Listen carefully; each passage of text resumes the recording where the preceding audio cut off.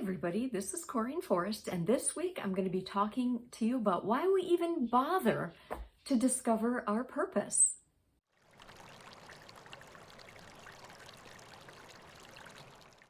All right, so last week I talked to you about discovering your passion, and I gave you some questions to ask to help determine, kind of what are you passionate about in your life? Because I really feel that this is the first step to discovering your purpose.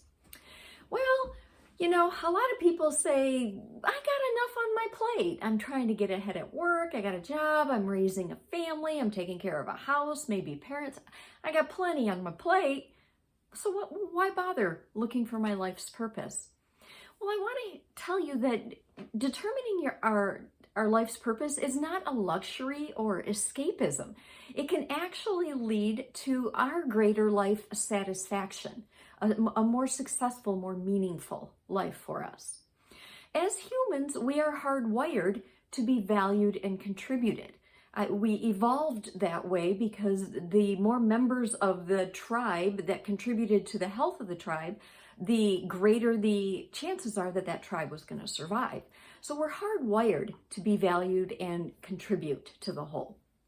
So here's a couple of reasons, 3 reasons about finding our purpose and why we should bother to go down that path when it seems we have plenty to do already.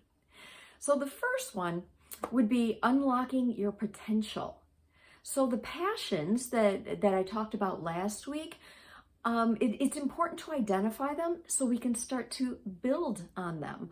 These are gifts that we're given. These are things that come easily to us. Like for me, it's talking. I think I talked about once that I was literally, as a little girl, I was paid to not talk. Look at me now, right? Doing videos, teaching workshops, coaching. I'm like paid to talk to people. It's a beautiful thing. So we want to build on those natural gifts that we have, but also they can structure our goals a little bit because, let's face it, there are hundreds, if not thousands of goals we could set in our life. And we have to start narrowing it somewhere, right? So let's start with the things that we enjoy. Like for example, I enjoy traveling, but I have a real hankering to see the capitals of Europe. So I'm not interested in seeing the capitals of Asia, as spectacular as they might be. A good goal for me is knowing and unlocking that potential of seeing the capitals of Europe. Who knows? I might go from doing personal and leadership development blogging to travel blogging. Who knows, right? So we have the ability to unlock our potential. The second reason about why we should bother to look for our purpose at all is because it actually creates opportunities. When you're open to what your purpose is, you start seeing what direction to take in things. Most of us have heard the adage, or felt at least at one time or another, that I was in the right place at the right time. And it was, maybe you put it down to coincidence or luck. But the law of attraction, and that starts to sound a little woo, doesn't it? But really, it's just a philosophy that says that positive thoughts encourage positive things to happen in our life, and negative thoughts encourage negative things to happen in our life. So if we do this idea of these positive thoughts about living our purpose, it starts to actually program our brain to look for evidence that that's true. And here's a fun little experiment. When you're getting ready one morning, look at yourself in the mirror and say, I am awesome. And today I'm going to prove that I'm awesome.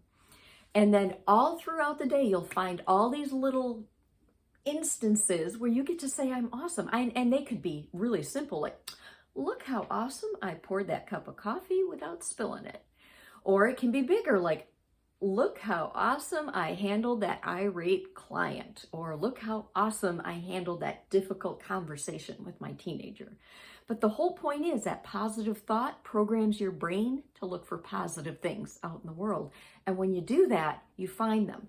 So this whole idea about creating opportunities really just makes it so that you can see the opportunities, even if you've seen them before, but didn't realize what they were.